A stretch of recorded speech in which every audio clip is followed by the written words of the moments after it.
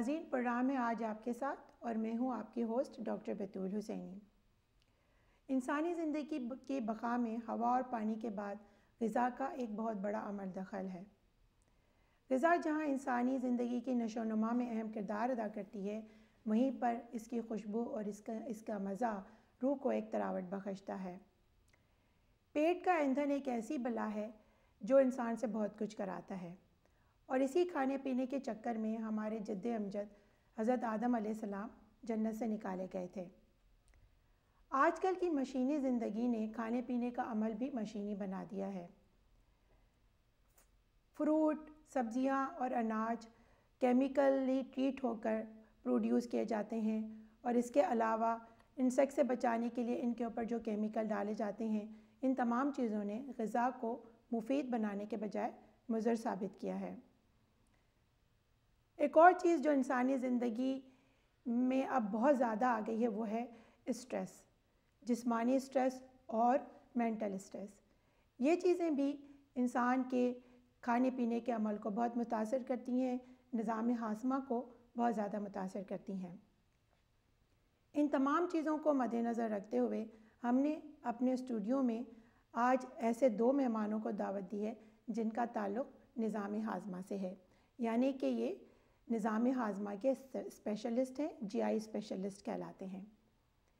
ये दोनों जहाँ ज़िंदगी में एक दूसरे के साथी हैं, प्रोफेशन में भी एक दूसरे के साथी हैं। ये हस्बैंड एंड वाइफ हैं और दोनों ही GI स्पेशलिस्ट हैं। तो आइए नाज़रीन, हमारे मेहमानों से मिलते हैं। हमारे पहले मेहमान का तारुफ मैं कराती हूँ। इनका नाम डॉक्टर नीलेश मेहता है। इन्होंने हार्लेम हॉस्पिटल से रेजिडेंसी की, फिर उसके बाद इन्होंने न्यूयॉर्क अपस्टेट से जो है फ़ेलोशिप की GI में, और आजकल ये न्यूयॉर्क हॉस्पिटल क्वींस में फैकल्टी मेंबर हैं और प्रैक्टिस करते हैं फॉरेस्ट हिल में, और हमारी कम्युनिटी को फॉरेस्ट हिल में सर्व कर रहे हैं। इनके साथ जो मौजूद हैं वो प्रीति मेहता हैं। ये भी GI स्पेशलिस्ट हैं। इन्होंने माउंट सनाई से रेजिडेंसी की और न्यूयॉर्क अपस्टेट से में इन्होंने फ़ेलोशिप की GI में, और ये ख़ुद भी न्यूयॉर्क हॉस्पिटल क्वींस में फुल टाइम फैकल्टी मेंबर हैं। वहाँ पर फ़ेलोज़ को टीच भी करती हैं, ग्रैंड राउंड्स और राउंड्स भी लेती हैं।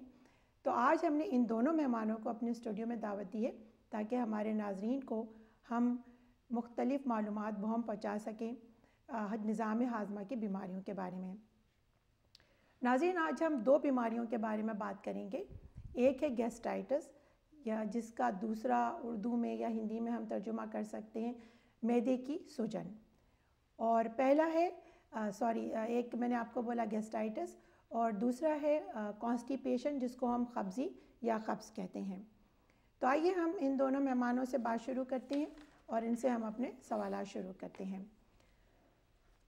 तो सबसे पहले मैं प्रीति से बात शुरू करती हूँ, क्योंकि जो मैदे की सूजन है या गैस्ट्राइटिस है, उसका वर्ल्ड की पॉपुलेशन में 50% अफेक्ट है। 50% लोग इस बीमारी का शिकार होते हैं और उनमें भी औरतें ज़्यादा शिकार हैं।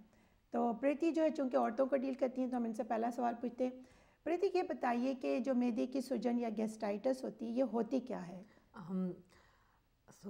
गैस्ट्राइटिस का मतलब, ऐसे आपने बहुत अच्छे से बताया है कि पेट की सूजन, उसके कई कारण होते हैं, और सबसे ज़्यादा कॉमन जो कारण है वो है एक बैक्टीरियल इन्फेक्शन, और उसका नाम है हेलिकोबैक्टर H. पाइलोरी। जी जी। तो उसके कारण अबाउट 50% ऑफ द पॉपुलेशन, और स्पेशली अपने मुल्क से वो उनके हाई रिस्क होता है।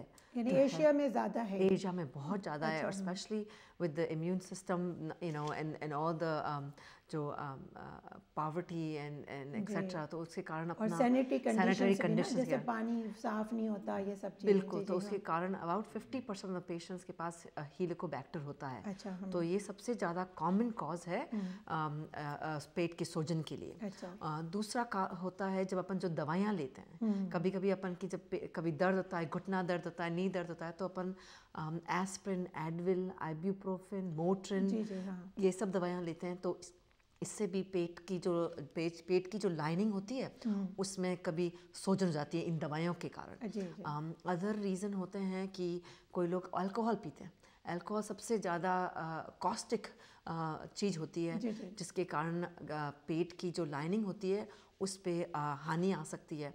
तो अल्कोहल अनदर रीज़न है। कभी कभी अपना इम्यून सिस्टम होता है वो खुद ही अपने पेट को अटैक करता है, पर वो रेयरली होता है, कम होता है, पर वो भी पॉसिबल है होने के लिए। अभी हम बात करें कि पेट का दर्द, और मेरे ख्याल में जो मेरे पास भी पेशेंट आते हैं तो बहुत से लोगों को चेस्ट पेन भी होता है। लाइक मेनली वो बताते आते हैं कि यहाँ पे दर्द हो रहा है, यहाँ चेस्ट हो रहा है, इधर लाइक लेफ़्ट साइड पे। और फिर बहुत सी दफ़े मेरा अपना मतलब तजुर्बा है कि पूरा ऐसे होता है कि जैसे दिल का दर्द हो रहा है। मैनी टाइम्स वो गैस्ट्रिक पेन होता है और पूरा लेफ़्ट आर्म के अंदर भी जा रहा होता है, तो वो भी इनके सिम्टम्स होते हैं ना, जैसे गैस्ट्रिक सिम्टम्स। लेकिन मेनली जो एब्डोमिनल पेन, इंडाइजेशन, खाने पीने में प्रॉब्लम, हाजमा ख़राब हो गया, मतली उल्टी, ये इनके जो है ना कॉमन चीज़ें होती हैं। लेकिन अभी जैसे आप बोल रहे थे कि बहुत सी दफ़े इनको कोई भी सिम्टम्स नहीं होता और वो बिल्कुल फाइनल स्टेज में भी आते हैं, जैसे कि किसी को एकदम से खून की उल्टी हो गई, ब्लीडिंग हो गई, तो पता चला कि वो जो है ना इनको गैस्ट्रिक प्रॉब्लम था, तो फिर हम उस चीज़ के लिए बात करते हैं। अच्छा, ये बताइए कि अब हमको ये पता चल गया कि सिम्टम्स हैं, तो हमारे कम्युनिटी में जो हैबिट है, जो आदत है कि इग्नोर करना, और ख़ास तौर पे पेट के लिए तो हमारे जो बूढ़े लोग हैं उन सब के पास हर किस्म का तजुर्बा मौजूद होता है। क्या क्या कोई अजवाइन खिला रहा है, कोई सौंफ खिला रहा है, कोई और पता नहीं कौन सा पानी खिला रहा है, कोई हाजमूला खिला रहा है, ऑल दोज थिंग आप लोग को तो पता है। सही बात। तो मेरी मम्मी अभी तक यही करती है। तो वो सारी चीज़ करते हैं, लेकिन पहले जब जो है ये सारे इन्फेक्शंस वगैरह इसके कॉज नहीं थे, मतलब सिर्फ स्ट्रेस ही कॉज होता था और चलो हम लोगों ने ट्रीट कर लिया, घर में ठीक हो गया। लेकिन अब जैसे जब हम फर्दर और बात करेंगे कि एच पाइलोरी कितना डेंजरस है, ये सारी चीज़ें जब कॉज पड़ी हैं, तो सबसे पहले तो मैं समझती हूँ कि डॉक्टर्स के पास ज़रूर जाना चाहिए और डॉक्टर को जो है बताकर ये कंफर्म करना चाहिए कि हमारी इस बीमारी का कोई ऐसा डेंजरस कॉज तो नहीं है। तो डॉक्टर मेहता, आप ये बताइए कि जो है क्या हम इसको सिर्फ जो कॉजेज़ बताई हैं, बैक्टीरिया, मेडिसन, अल्कोहल के अलावा आप ये गैस्ट्राइटिस को किसी और चीज़ से भी लिंक करते हैं, like emotional things, stress, any kind of physical stress, आप और किस चीज़ से इसको लिंक करते हैं? या फूड, मतलब हमारे एशियन फूड जो है वो मैं आपसे पूछना चाहूँगी। काफ़ी ये समझना ज़रूरी है कि भाई काफ़ी जो अपन खान पान है, काफ़ी चीज़ें जो खाते हैं उनसे पेट में अपसेट होना या एसिडिटी होना या एसिड रिफ्लक्स होना काफ़ी कॉमन है। और हर एक इंडिविजुअल में, हर एक इंसान में अलग अलग चीज़ों का अलग अलग असर होता है। जी जी। तो कुछ लोगों में आप कह सकते हो कि कुछ लोग कहते हैं कि हमें बहुत चाय पीता हूँ तो बहुत चाय पीने से पेट में दर्द होता है। जी जी हाँ। या कोई कहता है कि मैं जब बहुत सोडा पीता हूँ तब मुझे पेट में बहुत तकलीफ होती है। हाँ। तो ये काफ़ी सारी चीज़ें होती है। तो ये बोथ लाइक इसका फैक्टर कैफीन है, like inside caffeine, caffeine is the one which is causing gastritis. तो इन सब चीज़ों से एसिडिटी या जैसे एसिड रिफ्लक्स कहते हैं, जी जी, वो भी बहुत बढ़ जाता है और काफ़ी चीज़ों से गैस्ट्राइटिस जैसी चीज़ें हो जाती है। जी अच्छा, तो प्रीति जैसे अभी हम फूड के बारे में बात करें, एज ए वुमेन आपसे पूछूंगी, आप मुझे पूरा यकीन है कि आप बहुत अच्छी कुक भी होंगी, तो आप मुझे बताइए कि जो फूड में, हमारे एशियन फूड में कौन सी चीज़ें हैं जिसकी वजह से जो गैस्ट्राइटिस या गैस्ट्रिक एसिडिटी बढ़ती है? ज़्यादातर ओवरऑल अपन सोचते हैं कि स्पाइसी फूड खाने से सबसे ज़्यादा ये मिसकंसेप्शन है एक्चुअली कि स्पाइसी फूड खाने से अपन को गैस्ट्राइटिस होगा। और रियली मैं तो खुद भी ये समझती थी कि अच्छा स्पाइसी फूड से नहीं, स्पाइसी फूड से आप तो नाज़रीन को फ्री कर रही है स्पाइसी फूड खाओ। पर ज़्यादातर मोस्ट है कि ग्रीसी फूड, कि अगर बहुत ज़्यादा फैटी, ग्रीसी, तलावा, वो फिर भी पेट में अपना डाइजेशन, हजम अच्छी तरह से नहीं होता है। अच्छा। तो उसके कारण थोड़ा इन्फ्लेमेशन हो सकता है। पर स्पाइसी फूड से सच में कहो तो कुछ भी गैस्ट्राइटिस नहीं होता है। अच्छा। तो परहेज करने की जरूरत नहीं है। पर अगेन जैसे नीलेश ने कहा, अगर जिसके रिफ्लक्स जैसे सिम्टम्स है जो कि कभी कभी गैस्ट्राइटिस के सिम्टम्स भी हो सकते हैं, उनके लिए स्पाइसी, ग्रीसी फूड्स वो सब ध्यान रखने की जरूरत है। अच्छा। पर गैस्ट्राइटिस में ज़्यादातर परहेज रखनी है अपन को कि ज़्यादा ग्रीसी फूड नहीं खाना चाहिए, क्योंकि उसके कारण आपका पेट की लाइनिंग है जो इरोड हो सकती है। अच्छा। तो वो अवॉइड करना तो चाहिए। ये जो जैसे हम स्पाइसी फूड के बारे में जो बात करते हैं उसमें सिट्रिक एसिड होता है ना, बिल्कुल तो सही बात है। सिट्रिक एसिड जो होता है वो एसिड रिफ्लक्स को बढ़ाकर, it's a secondary cause That's कि एसिड exactly, रिफ्लक्स को बढ़ाकर फिर जो स्टमक की वाल में इरोजन करता है, but not a direct cause. Not a but a direct greasy food is a direct A cause, direct आप cause, समझते हैं। absolutely. और जैसे इन्होंने बताया कि पहली चीज़ जो आप बता रहे थे कि कौन सा बता रहे थे आप फूड में, एक चीज़ caffeine. Caffeine is also like, coffee, sodas, ये इन सब चीज़ें भी में एसिड रिफ्लक्स को बढ़ाती acid हैं reflux और बढ़ाती हैं। एसिड प्रोडक्शन को बढ़ाती हैं। Exactly. एसिड प्रोडक्शन को बढ़ाकर फिर वो इरोजन्स जो करती हैं। और अच्छा, फिर आप लोग अपनी प्रैक्टिस में ये बताइए कि आप लोग दोनों जीआई प्रैक्टिस करते हैं, आपके पेशेंट पूल में आप समझते हैं कि स्ट्रेस रिलेटेड गैस्ट्राइटिस कितना है, ख़ासतौर पे हमारी कम्युनिटी में? तो आई मीन स्ट्रेस रिलेटेड काफ़ी सारे सिम्टम्स होते हैं, और जब स्ट्रेस बढ़ता है तो काफ़ी अलग अलग तरह के सिम्टम्स हो सकते हैं। पेट में दर्द होना, अल्सर जैसा दर्द होना, कुछ जनों को वेग जैसे कहते हैं, वेग एब्डोमिनल पेन्स होते हैं। अलग अलग तरह का पेट में दर्द हो रहा है, पर हमेशा नहीं रहता, माइल्ड होता है, उससे तकलीफें नहीं होती हैं। या फिर आपके अब जो बाउल पैटर्न है जैसे कहते हैं हम, आपका जो दस्त है उसमें वेरिएशन आना, ये सब चीज़ें पाई जाती हैं। ये स्ट्रेस से रिलेटेड होती हैं। लेकिन आप स्ट्रेस को मतलब गैस्ट्राइटिस का एक कॉज नहीं समझते, जो कि कैथोलकोलामाइन बढ़ जाते हैं, यानी कि इंसानी जिस्म में जो हार्मोन या केमिकल बढ़ते हैं, दे कैन नॉट, उससे हो सकते हैं। You right, you absolutely right. जिस तरह का स्ट्रेस वो होता है उसमें एक्सट्रीम स्ट्रेस होता है।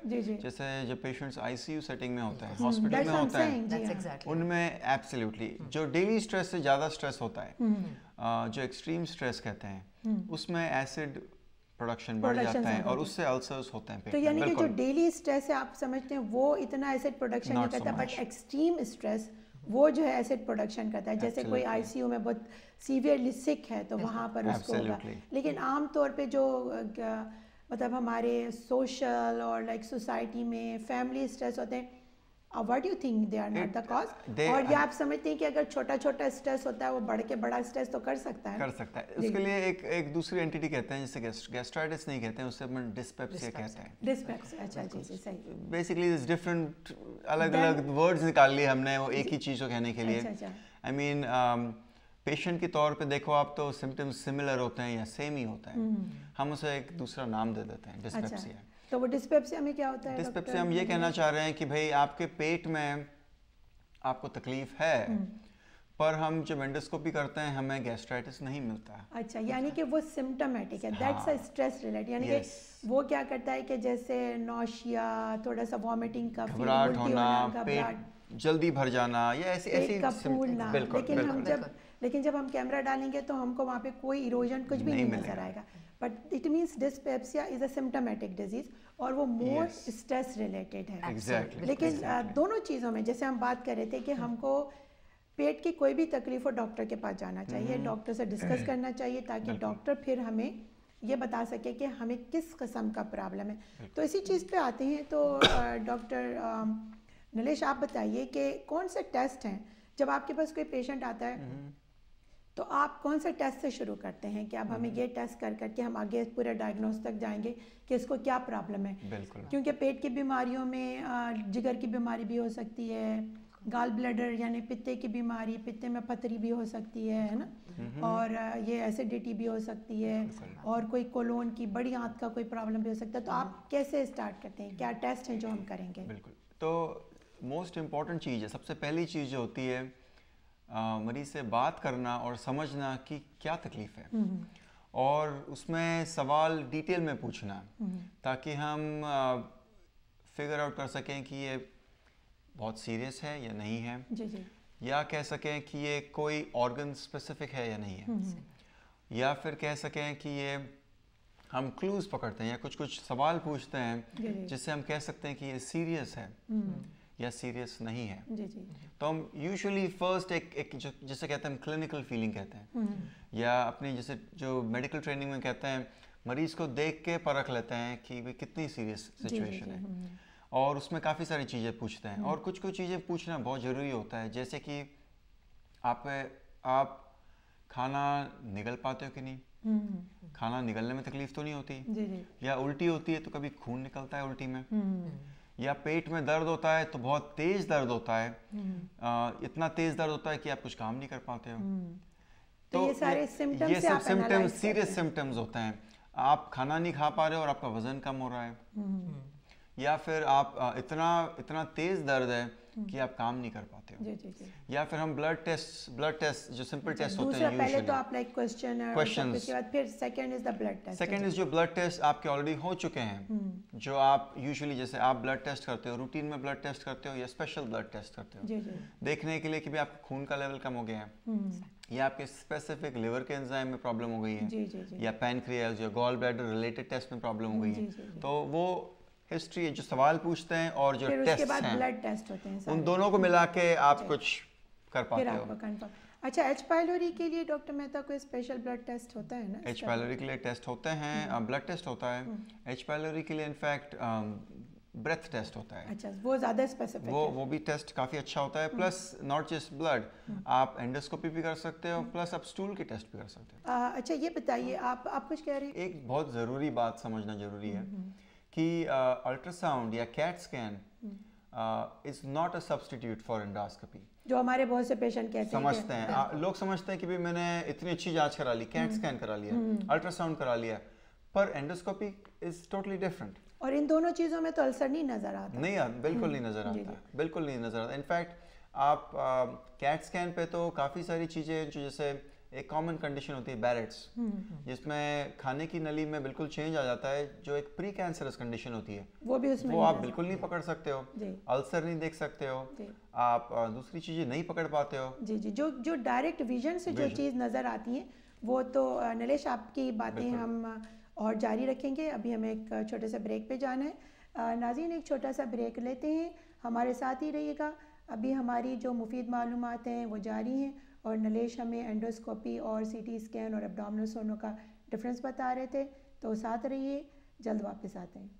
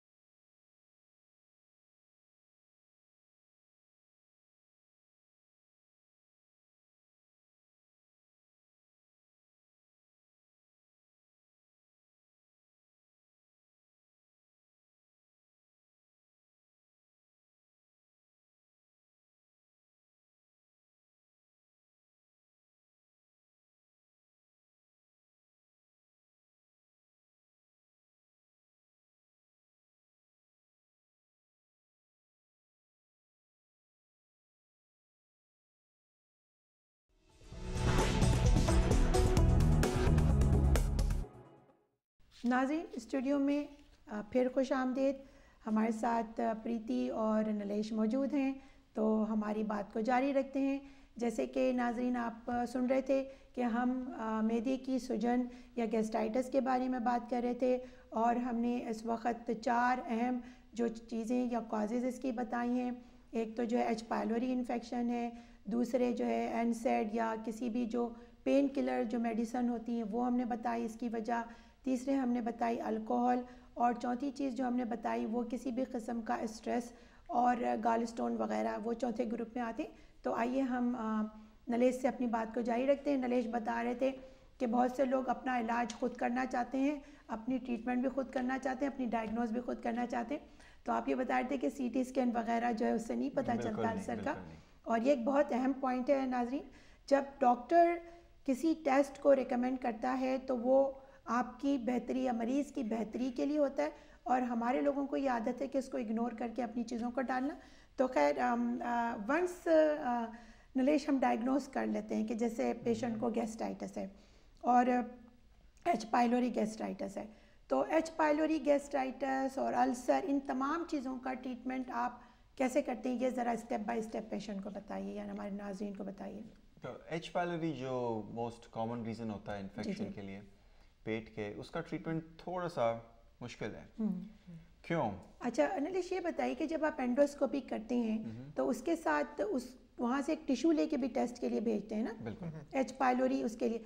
ये बताइए कि क्या ऐसा होता है कि ब्लड में एच पायलोरी नेगेटिव आए, लेकिन जब आप एंडोस्कोपी के ज़रिए टिश्यू लेके टेस्ट के लिए भेजें वहाँ पर पॉजिटिव आए, या जो ब्रीथ टेस्ट है वो नेगेटिव होता है और वो जो है जो दूसरा टेस्ट है वो पॉजिटिव होता है? और थोड़ा सा ये बताइए कि ब्रेथ टेस्ट में आप करते कैसे हैं?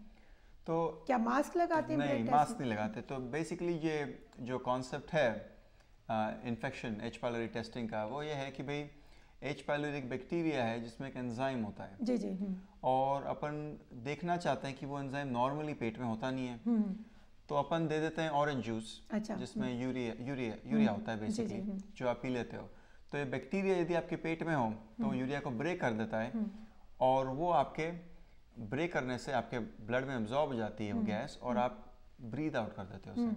तो यदि आपके इन्फेक्शन है और यदि आपको हम यूरिया दें तो levels, carbon dioxide levels blood में बढ़ जाएंगे, और वो एक स्पेशल तरह का एजेंट डाल देते हैं उस यूरिया में जो डिटेक्ट कर सकते हैं। अच्छा, यानी कि जो ब्रेथ टेस्ट होता है उसको फिर टेस्ट करते हैं, उनकी सांस में से निकलता है। एग्जैक्टली। तो आपको बस बड़ा सिंपल टेस्ट होता है, बस एक सांस ले, मतलब गहरी सांस लेनी। एग्जैक्टली। तो आप ऑफिस में आते हो, खाली पेट 1 घंटे के लिए कुछ नहीं खाते हो, हम आपका एक पहले ब्रेथ टेस्ट करते हैं जिसमें आप ब्रीथ करते हो एक बैग में, और वो सैंपल सेव कर लेते हैं।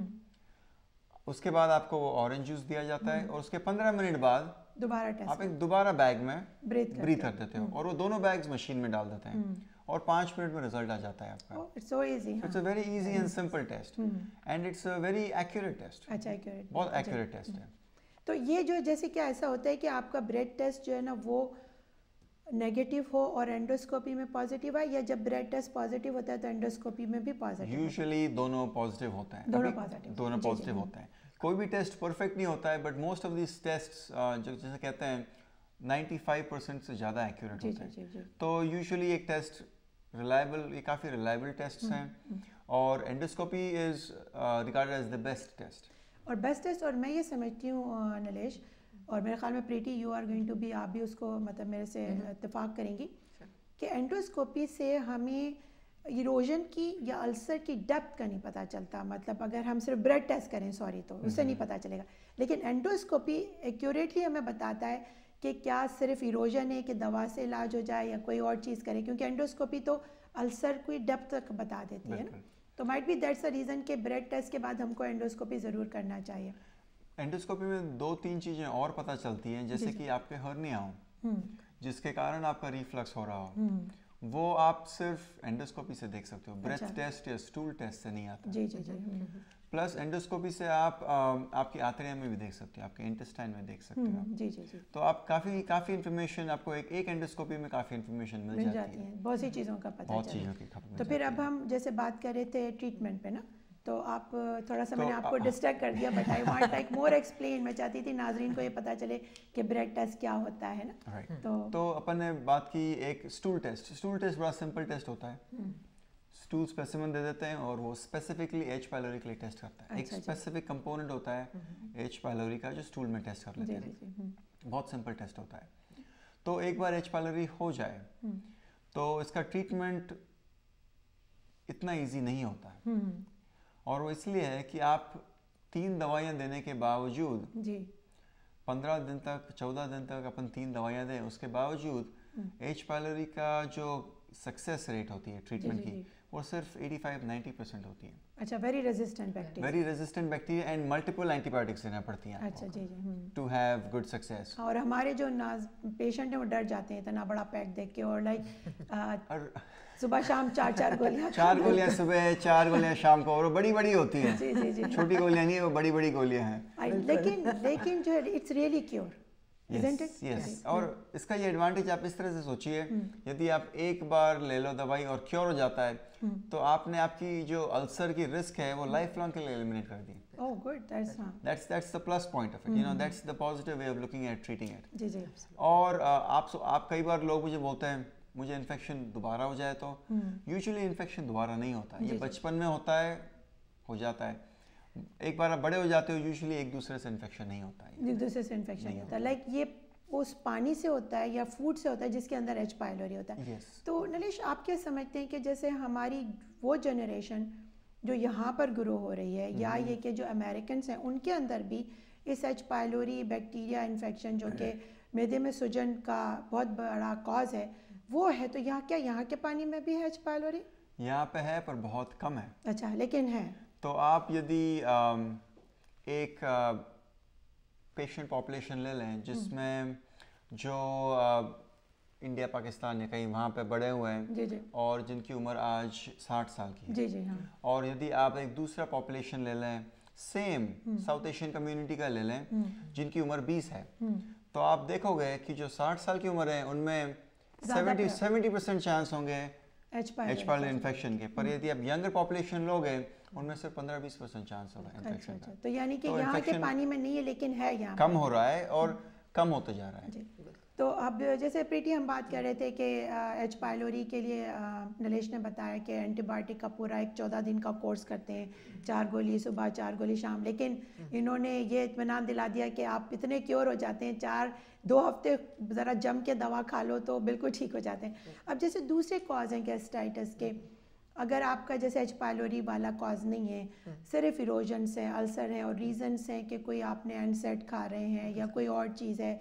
एनी अदर कॉज या गाल स्टोन्स हैं, तो उनके लिए फिर क्या दवाएं आप मतलब ट्रीटमेंट के लिए देते हैं? जैसे कि अगर हमने एंडोस्कोपी करी और हमको अल्सर दिखा पर H. pylori नहीं था जी, तो उसके लिए हम लोग को पेशेंट्स को अगेन इंस्ट्रक्ट करना पड़ता है, उनसे पूछनी पड़ती है कि वो कोई एस्पिरिन ले रहे हैं या एडविल ले रहे हैं या आइबुप्रोफेन ले रहे हैं, तो उनको वो दवाई बंद करने की ज़रूरत है। और बहुत ज़्यादा इम्पोर्टेंट है क्योंकि अगर वो बैक्टीरिया है जो अल्सर नहीं कर रहा है और एक्चुअली मेडिकेशन है और अगर वो लेते रहेंगे तो वो अल्सर बड़ा होता रहेगा और फिर बाद में एक्चुअली इनफैक्ट बड़ा होके खड्डा भी हो सकता है। इसलिए हम लोग इट्स वेरी इंपॉर्टेंट पेशेंट्स को समझ आने की ज़रूरत है कि ये एडविल, आइबुप्रोफेन, मोट्रिन्स ये दवाई नहीं लें ताकि उससे अल्सर बड़ा नहीं होए और इंस्टेड टाइलेनॉल लें पेन के लिए। अगर उनके घुटने दर्द हो रहे हैं कुछ और सादी जो टाइलेनॉल होती है, regular Tylenol is good enough, वो लेना चाहिए। बिल्कुल। और ये जो जैसे हम लोगों ने बात किया था कि फूड की वजह से भी होता है, तो वो भी फिर आप पूछती होंगी कि फूड क्या, लाइक कैफीन, कितना चाय पी रहे हो लोग, तो दिन भर में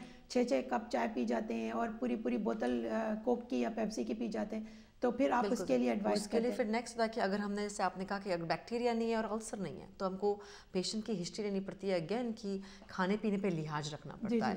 तो ऐसा आपने कहा कि कॉफ़ी लोग 5-6 कप पीते हैं और अपन बहुत चाय पीते हैं, अपन ज़्यादा कॉफ़ी का नहीं है इतना अपने जितना चाय का बहुत है और बहुत सारे लोग चाय रात को पीते हैं, तो वो नहीं करना चाहिए। उसके कारण मोर गैस, इन्फ्लेमेशन, गैस्ट्राइटिस हो सकता है, प्रोडक्शन ज़्यादा हो जाती है। एग्जैक्टली। तो हम लोग इंस्ट्रक्ट करते हैं चाय नहीं पियो ज़्यादा, कॉफ़ी नहीं, ज़्यादा स्पाइसी ग्रीसी फूड नहीं खाना, फिर रात को लेट नहीं खाना, अपना बहुत अपने काम के कारण, बच्चों के कारण अपना खाना पीना लेट होता है 8-9 बजे और फिर बाद में खाना पी के फिर अपन सो जाते हैं, तो उससे भी एसिड प्रोडक्शन ज़्यादा होता है, उससे एसिड प्रोडक्शन होता है तो और इन्फ्लेमेशन होता है।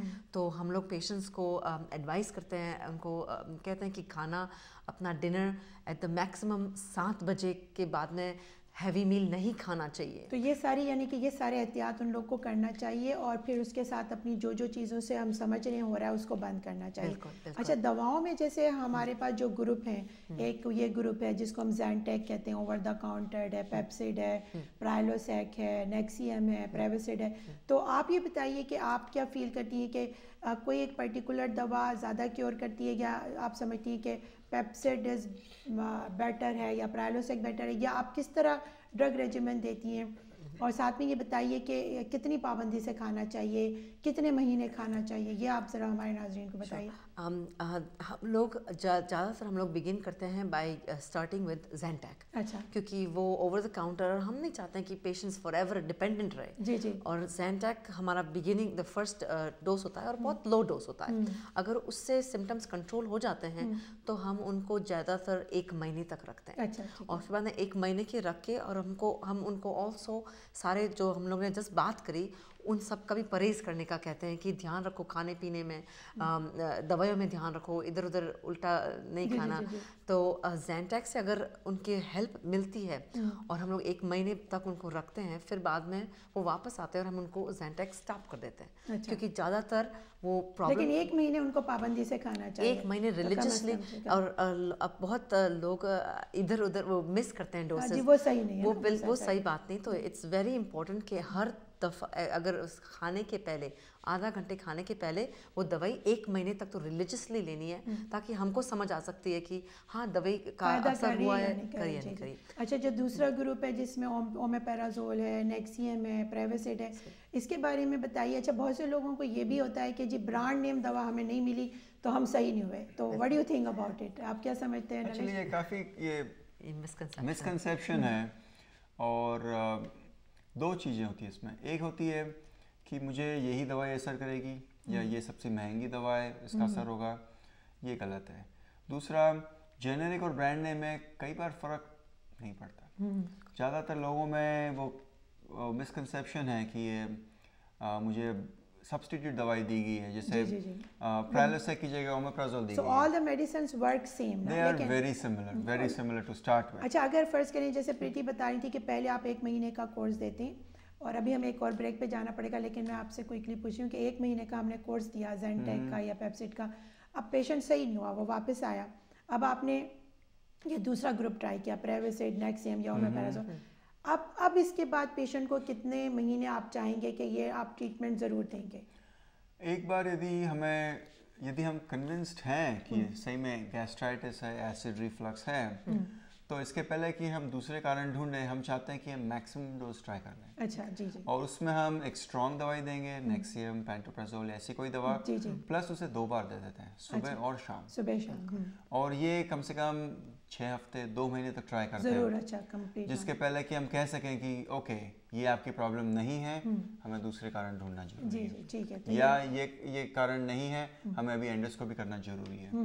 तो we just then we proceed. लेकिन ये 2 महीने, लाइक 2 महीने का कोर्स ज़रूर करना चाहिए। हमारे लोग बीच में जो है ना वो दवा को छोड़ के जो है ना वो समझते हैं कि जब थोड़े से ठीक हो जाते हैं, हाँ, जैसे ही उनको पता चला कि जी बस अब आराम आ गया, पेट में दर्द ख़त्म, खाना भी खूब मज़े से खा रहे हैं, दवा बंद। हालांकि वो ये नहीं समझते कि असल तो जो क्योर है या जो हीलिंग है वो तकरीबन 2 हफ्ते बाद शुरू होती है। पहले तो एसिड प्रोडक्शन कम होती है, फिर एक्चुअल हीलिंग शुरू होती है। तो they think they got better, they stop it, और जब दोबारा आते हैं तो पूरा कहानी दोबारा से शुरू करनी पड़ती है, फिर दोबारा करनी पड़ती है। अच्छा, तो नलेश, एक क्वेश्चन के बाद फिर हम ब्रेक पे जाएंगे। आप ये बताइए कि इन दवाओं के बाद जो लोग अगर बहुत रिलीजियसली और बहुत ही मोटिवेशन के साथ जो आप बताएंगे उस पे लेंगे, तो क्या ये कम्प्लीटली क्योर हो जाते हैं? मेजॉरिटी ऑफ द पेशेंट्स में यदि परहेज़ करें और दवाइयाँ बराबर लें, ठीक हो जाता है। जी नाज़रीन, हम नलेश से सुन रहे थे कि अगर दवा जो है बहुत पाबंदी से ले जाएं, टाइम से ले जाएं, जैसे डॉक्टर ने बताया वैसा लें, और पूरे उस टाइम के लिए लें, उस मुद्दत के लिए जो उन्होंने कहा है, जैसे 1 महीना या 2 महीना, तो इट्स अ कम्प्लीटली क्योर। एक ब्रेक पे जाना पड़ रहा है हमें, और थोड़ी देर बाद हम फिर दोबारा आते हैं स्टूडियो में और अपने जो मेहमान हैं उनसे और हमारी जो गुफ्तगू है उसको जारी रखते हैं। तो नाज़रीन, हमारे साथ ही रहिए।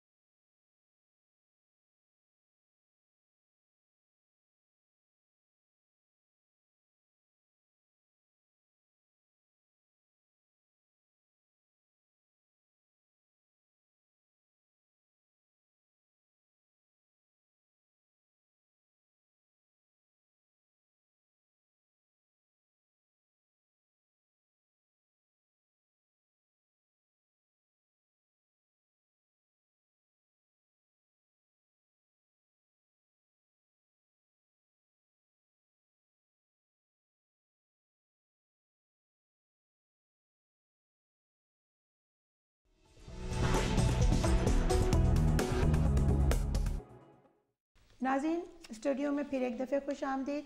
हमारे मेहमान हमारे साथ मौजूद हैं और हमारी गुफ्तगू जारी है। नलेश, आप हमें बता रहे थे कि जो है इसको कम्प्लीटली क्योर हो जाता है, लेकिन अब मैं आपसे यही क्वेश्चन पूछना चाहूँगी कि ये जो अल्सर होता है या गैस्ट्राइटिस या इरोजन जो है, इसका किसी डेंजरस बीमारी में या कैंसर बनने के कितना % चांसेस है?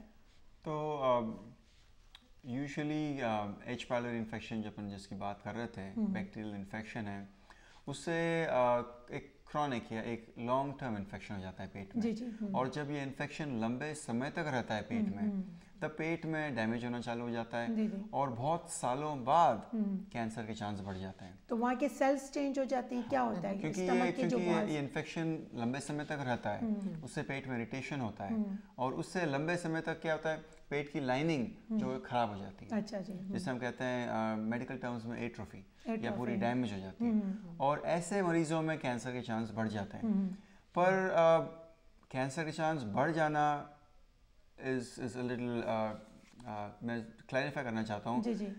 चांस बढ़ जाना मतलब 500 1000 ऐसे मरीज लूँ जिनका एच पायलोरी इन्फेक्शन है, जी। तो उनमें एक को कैंसर के चांस होंगे। अच्छा, यानी तो कि ऐसा नहीं है कि हर कोई डर जाए और परेशान हो जाए कि अगर किसी को एच पायलोरी है तो उसको कैंसर। बहुत रेयर है और शायद ये उन लोगों को होता होगा जिनको कोई पेट में दर्द वगैरह का कुछ पता नहीं चला, बहुत लॉन्ग अरसे तक उनके पेट में इन्फेक्शन रहा, तो उसके बाद जो है ना वो।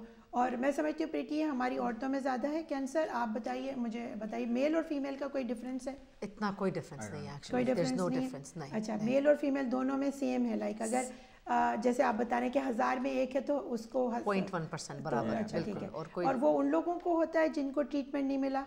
यस, तो जिनको ट्रीटमेंट नहीं मिला, पर एंडोस्कोपी यदि करें इन लोगों में, कई बार बायोप्सी में अपने को अर्ली चेंजेस दिख जाते हैं। अच्छा जी, ठीक है। अपन देख लेते हैं कि भाई लाइनिंग, स्टमक की, पेट की लाइनिंग नॉर्मल नहीं है, ये बदल गई है और ये ऐसा लंबे समय तक रहे, तब जाके कैंसर के चांस बढ़ते हैं। अच्छा, तो अगर जैसे जब एंडोस्कोपी करते हैं तो उससे ये फ़ायदा भी होता है कि आप ये चेक कर लेते हैं कि कहीं जो इस इन्फेक्शन की वजह से जो लाइनिंग है वो उसमें तब्दीली तो नहीं आई। अगर आपको लगे कि लाइनिंग में तब्दीली आ गई है तो फिर क्या आप करते हैं? क्या ऐसे लोगों को एंडोस्कोपी हर साल कराना चाहिए, 2 साल में कराना चाहिए? कैसे आप मालूम करेंगे बहुत जल्दी से आप कैंसर को पकड़ लेंगे? अभी चूंकि कैंसर के चांसेस या कैंसर का रेट इतना कम है, तो हर एक में एंडोस्कोपी करना अप्रोप्रिएट नहीं होता है, क्योंकि फिर अननेसेसरी एंडोस्कोपी हो जाती है। तो यूजुअली हम कहते हैं कि भाई 3 या 5 साल में एक बार एंडोस्कोपी रिपीट कर लेना चाहिए देखने के लिए, या फिर मरीज को कह देते हैं यदि आपकी कोई बीमारी में कोई बदलाव आ जाता है, यदि आप एकदम से देखते हो कि पेट में दर्द बढ़ गया है, खून आ रहा है दस्तों में, या कुछ और हो जाता है, वजन कम हो रहा है, तब आप तुरंत आ जाइए। पर 3 से 5 साल में वापस जाके देख सकते हैं। और यूजुअली चूँकि 1000 लोगों में एक में होता है, तो अब चांसेस कैंसर पकड़ने के बहुत कम होते हैं। जी, ठीक है। तो यानी कि अगर मतलब प्रॉपर्ली ट्रीटमेंट हो जाए तो हम इस बुरी बीमारी से और इस डेंजरस बीमारी से अपने मरीज़ को बचा सकते हैं। अच्छा, इसी रेफरेंस में मैं प्रीति आपसे पूछूंगी कि एक चीज़ होती है जिसको हम कहते हैं हार्ट बर्न, ठीक है ना, और हम अपनी टर्मिनोलॉजी में, मेडिकल टर्मिनोलॉजी में उसे एसिड रिफ्लक्स डिजीज़ कहते हैं। और मेरे ख्याल में ये ऑलमोस्ट रिलेटेड चीज़ें हैं और इसके सिम्टम्स भी सेम ही होते हैं। तो ये जो है, इसका इलाज कैसे होता है? और उसकी कॉजेज़ तो सेम ही हैं, जो जब एसिड बढ़ेगा तो। और एसिड रिफ्लक्स के साथ कौन सी और सी ऐसी रिलेटेड डेंजरस डिजीज़ है जिसके लिए हमें एसिड रिफ्लक्स को ट्रीट करना ज़रूरी है, वो ज़रा बताएं आप हमें। जो फूड पाइप और जो स्टमक कनेक्टेड होता है, उस एरिया पे एक वॉल्व होता है और वो वॉल्व बेसिकली कंट्रोल करता है कि एसिड कितना बार ऊपर जाता है, नीचे रहता है, ऊपर ना जाए, ऊपर नहीं जाए। और अपन चाहते हैं कि वो एसिड पेट में ही रहे और वो ऊपर नहीं जाए, तो वो वॉल्व कंट्रोल करता है। पर बहुत सारे लोगों के वो वाल्व जो होता है वो फंक्शन प्रॉपरली नहीं करता है। तो फिर मैंने वो एसिड जाके फूड की नलकी पे खराब कर देता है उसको, और वहाँ पे भी इन्फ्लेमेशन कर देता है। सेम थिंग जैसे अपन ने गैस्ट्राइटिस के बारे में बात करी, उसी रिलेटेड में वहाँ पे भी अल्सर, इन्फ्लेमेशन, वो सब कॉज कर सकता है। वही एसिड जो स्टमक में करता है वो वहाँ पर भी, यानी कि फूड ट्यूब में भी अल्सर कॉज करता है। और फिर बाद में क्या होता है, ओवर टाइम अगर एसिड को कंट्रोल नहीं करते हैं तो जो फूड की जो पाइप है उसकी जो लाइनिंग है वो बिल्कुल बदल जाती है, और वो जो बदलाव आता है उस फूड की पाइप की लाइनिंग पे, उसमें रिस्क होती है कैंसर की। एसोफेजियल कैंसर यानी फूड ट्यूब का जो कैंसर एग्जैक्टली तो जो बदलाव होता है अगर क्रॉनिक एसिड रहता है तो उसको हम कहते हैं बैरेट्स ईसोफेगस और देयर इज अ 0.5% चांस कि बैरेट्स ईसोफेगस जो है वो कैंसर में बदल जाएगी, चेंज हो जाती है। तो यानी कि वो जो जैसे गैस्ट्रिक कैंसर और ईसोफेजियल यानी कि मैदे का जो कैंसर है और फूड ट्यूब का जो कैंसर है उसमें से दोनों में से किसका रेशो ज़्यादा है? अभी एक्चुअली में पॉइंट दोनों के वेरी 5% और साउथ एशियन पॉपुलेशन में खाने की नली में चेंजेस कम आते हैं कंपेयर टू वेस्टर्न पॉपुलेशन। अच्छा तो इसलिए इनके पास वो जो जी रिफ्लेक्स है वो जो वाल्व है उसकी प्रॉब्लम कम है, रिफ्लक्स कम है प्लस शायद कोई जेनेटिक फैक्टर्स भी हैं। Genetic actually the most common यहाँ पे है जो white people, Caucasians, obesity, those are the two most common risk factors जिसकी वजह से ये रिफ्लेक्स ज़्यादा होता है। और हमारे एशियन लोग इतने ज़्यादा मोटे नहीं होते, तो बहुत ज़्यादा नहीं होते, लेकिन अब ओबेसिटी हमारे एशियंस में भी बहुत आ रही है, तो that can be affected too. तो इसमें जैसे मुझे सिर्फ क्विकली ये बताइए कि इसका इलाज, जैसे किसी को एसिड रिफ्लक्स हो रहा है तो क्या इनको सारी ज़िंदगी दवा खानी पड़ेगी या इनके वाल्व की सर्जरी होगी, क्या होगा? बहुत ऑप्शंस हैं। सो सबसे पहले तो हम लोग चाहते हैं कि अगर हम लोग पेशेंट को विद मेडिकल ट्रीटमेंट अगर हम ठीक कर सकते हैं या वो खुद ही कंट्रोल, सेल्फ कंट्रोल। नंबर 1 हम लोग पेशेंट जब एडवाइस करते हैं कि self control on your lifestyle, मतलब कि खाने पीने पे ध्यान रखना, क्योंकि अगेन वो सेम बात है कि कॉफ़ी ज़्यादा पियेंगे, चाय ज़्यादा पियेंगे, जो चीज़ भी एसिड प्रोडक्शन ज़्यादा करती है उसको वो खुद अपने को देखें कि उनको किस चीज़ से होता है, उससे उसको कंट्रोल करें। बहुत फ़र्क पड़ता है एक्चुअली। 50% ऑफ द टाइम अगर लोग अपने खाने पीने पे परहेज करें तो उनको दवाइयों की ज़रूरत नहीं है। तो हमारा ये थोड़ा सा हमने गैस्ट्रिक और एसिड रिफ्लक्स के बारे में बात किया। अब हम प्रीति आपसे पूछूंगी, मेरे ख्याल में एक और जो बहुत कॉमन प्रॉब्लम हमारी कम्युनिटी में है वो है कब्ज़ की बीमारी, कब्ज़ी, जिसे हम कॉन्स्टिपेशन कहते हैं। तो आप ये बताइए कि जो आपके जैसे जो पेशेंट आते हैं, मेरी अपने तो मैं जो पेशेंट देखती हूँ, मेरा हर दूसरे पेशेंट को कब्ज़ की प्रॉब्लम है। तो इसकी क्या रीज़न है? और फिर मैंने ये भी देखा है कि जो लोग जैसे हमारे लोग इंडिया पाकिस्तान जाते हैं फिर आते हैं, मतलब आते जाते रहते हैं, जब वो उधर होते हैं तो उनको कब्ज़ बिल्कुल नहीं होता, कहते हैं मैं उधर बिल्कुल ठीक था, और यहाँ जैसे अमेरिका में आते ही दोबारा कब्ज़ शुरू हो गया। And there so many immigrants जो खुद बताते हैं कि हम पाकिस्तान में थे या इंडिया में थे, मैं बिल्कुल ठीक था, यहाँ पे आते तो what are the reason, like यहाँ पर अमेरिका में क्या फूड है या कोई और ऐसी चीज़ है जिसकी वजह से हमारे लोगों को कॉन्स्टिपेशन या कब्ज़ बहुत ज़्यादा हो जाता है? और आप मुझे कब्ज़ की रियल डायग्नोस बताइए कि कब्ज़ हम किसको कहते हैं? हर कोई कहता है मुझे कब्ज़ हो गया, क्या हर किसी को? अगर आप हमारे बुक्स के डेफिनेशन पे जाएंगे तो कब्ज़ की डेफिनेशन होती है कि अगर हर तीसरे दिन अगर लेट्रिन नहीं आती है तो उसको हम कब्ज़ी कहते हैं। अगर विदिन 3 दिन अगर लेट्रिन आ गई, अच्छा, तो 3 दिन के अंदर आपको पॉटी आ गई, बाउल मूवमेंट हो गया, तो इट डजंट कॉल कब्ज़, इट्स नॉट कॉल, वो तो बुकिश टर्म है। अच्छा, पर द थिंग इज दैट अगर जनरली लोगों को अगर 1-2 दिन लेट्रिन नहीं आए तो उनको सिम्टम्स बिगिन हो जाएंगे फील होना, उनका गैस बढ़ जाएगा, ब्लोटेड फील करेंगे, उनको मन नहीं होगा खाने पीने का, अच्छा नहीं फील करेगा। तो बुकिश के अगर बुक की डेफिनेशन आए तो हर तीसरे दिन बाउल मूवमेंट होना चाहिए। पर अगर सिम्टम्स नहीं होना चाहते हैं, नहीं चाहते पेशेंट्स कंप्लेन करे, और जैसे आपने तो इसका मतलब है कि अगर किसी को 2 दिन भी मतलब पॉटी नहीं आती या लैट्रिन नहीं आती तो और उनको कोई सिम्टम्स भी नहीं हो रही तो it's okay with its absolutely fine. लेकिन अगर किसी को एक दिन पूरा दिन ही नहीं आया, दूसरे दिन से उसको प्रॉब्लम शुरू हो गई, तो फिर यानी कि उसको वो चीज़ जो है प्रॉब्लम कर रही है, उसको कुछ हमें ट्रीटमेंट करना चाहिए। बिल्कुल सही है। तो फिर मुझे बताइए कि जो जैसे मैं आपसे पूछ रही थी कि क्या ये जो इस मुल्क का फूड कोई कंट्रीब्यूटिंग फैक्टर है, क्या चीज़ है, क्यों यहाँ पर कॉन्स्टिपेशन ज़्यादा है? ये बात बहुत इंटरेस्टिंग है क्योंकि मेरे भी सारे पेशेंट्स यही कहते हैं, मैं जब मेरे कंट्री में होता हूँ तो मेरे को बिल्कुल नहीं होता। जी आई थिंक पानी का फ़र्क है। अच्छा। In terms of sanitation, that's I think makes a big difference. हमारे मुल्क का इम्प्योर वाटर और यहाँ का प्योर वाटर, इम्प्योर तो नहीं कह सकते हैं पर जो chemicals, infected water, I don't know, we don't know, पर बाकी मोस्ट कॉमन रीजन फॉर कब्ज मेरे ख्याल से है खाना पीना, कि खाने पीने पे ध्यान रखने की जरूरत है।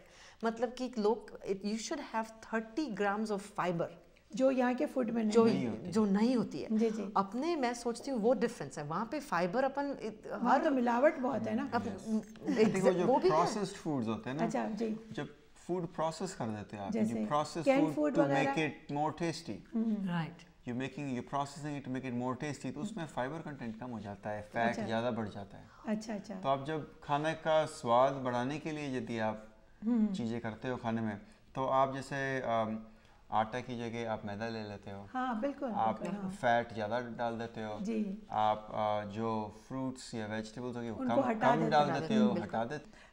डॉक्टर ये बताइए कि ओवर द काउंटर मेडिसिन बहुत से लोग यूज़ करते हैं, बल्कि अभी मैं पढ़ी थी कि $700 million every year over the counter constipation medicine के ऊपर खर्च करते हैं पेशेंट्स। तो ये जो ओवर द काउंटर मेडिसिन है, तो कोई भी ये लोग रिकमेंड करेंगे कि आप एडवाइस करोगे कि ले लें, कि डॉक्टर के मशवरे से लेना चाहिए? आप ट्रायल बेसिस पे ले सकते हैं ना, पर यदि आप कोई लॉन्ग टर्म लेना चाहो तो एक डॉक्टर से सलाह मशवरा कर लें, तो आप सिर्फ दवाइयों पे फोकस करने के बजाय आप पूरे पिक्चर पे फोकस कर सकते हो। जी जी। आप ऐड कर सकते हो, आपके डाइट में चेंज कर सकते हो, आप फाइबर ऐड कर सकते हो, आप दूसरी चीज़ें कर सकते हो। जी जी।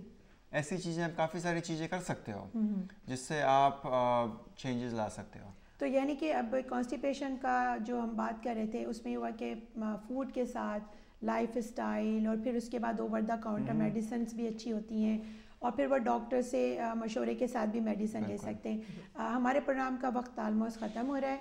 मैं सिर्फ आपसे आखिरी सवाल ये पूछूंगी कि अगर किसी को कॉन्स्टिपेशन की प्रॉब्लम है, तो क्या अगर ऐसा मरीज़ लाइफ लॉन्ग मेडिसिन या बहुत लंबे अरसे के लिए मेडिसिन लेता है, तो क्या उसको इसका कोई नुकसान होता है? क्या वो खा सकता है आराम से? उसको इतना फिक्र नहीं करना चाहिए? इसमें दो चीज़ें का ध्यान रखना बहुत ज़रूरी है। पहली बात, कोई ऐसे कारण तो नहीं है कॉन्स्टिपेशन के जो आप ठीक कर सकते हो। फॉर एग्जाम्पल कोलन कैंसर, या आपके कोलन में कोई प्रॉब्लम है जिसके कारण आपको कब्ज़ी हो रही है, जी जी। तो ऐसे केसेस में कोलोनोस्कोपी करना जरूरी हो जाती है। अच्छा, पहले कैमरा डाल के देख लें और वो चीज़ों को जो अगर कोई डेंजरस चीज़ है उसको रूल आउट कर लें, अगर किसी को बहुत क्रॉनिक कॉन्स्टिपेशन है, वरना ये चीज़ें जो हमने बताएं उससे सही हो जाना चाहिए। और अगर वो दोनों चीज़ें नहीं निकली कि कोई भी ना कोई स्ट्रक्चर है, ना कोई कैंसर है, ना कुछ है, तो फिर लाइफ लॉन्ग दवा ले सकते हैं। तो डॉक्टर प्रीति एंड नलेश, आप लोगों ने बहुत अच्छी मालूमात हमारे नाजरीन को दी, और मुझे उम्मीद है कि नाज़रीन आप लोगों ने भी इन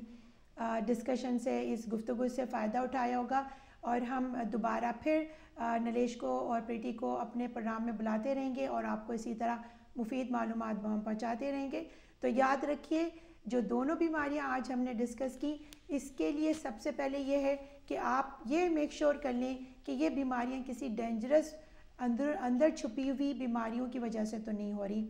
उसको जब हम एक दफ़े रूल आउट कर लें, तो अगर आप ज़्यादा अरसे के लिए भी दवा खाते हैं तो इसमें कोई नुकसान नहीं है, और दवा जो है डॉक्टर के मशवरे के मुताबिक टाइम से खानी चाहिए, पूरे वक्त तक खानी चाहिए जिसका डॉक्टर ने बताया। तो बिल्कुल इन तमाम दोनों चीज़ों का क्योर है। इसके साथ ही मुझे, नलेश को और प्रीति को इजाज़त दीजिए। आज का प्रोग्राम का टाइम ख़त्म हो रहा है। मेरा ईमेल एड्रेस नोट करना ना भूलिए, batulmd@dr.com, batulmd@dr.com। आप अपने सवालात और अपनी राय इस ईमेल पर भेज सकते हैं। इसके साथ ही अब इजाज़त दीजिए। अल्लाह हाफ़िज़।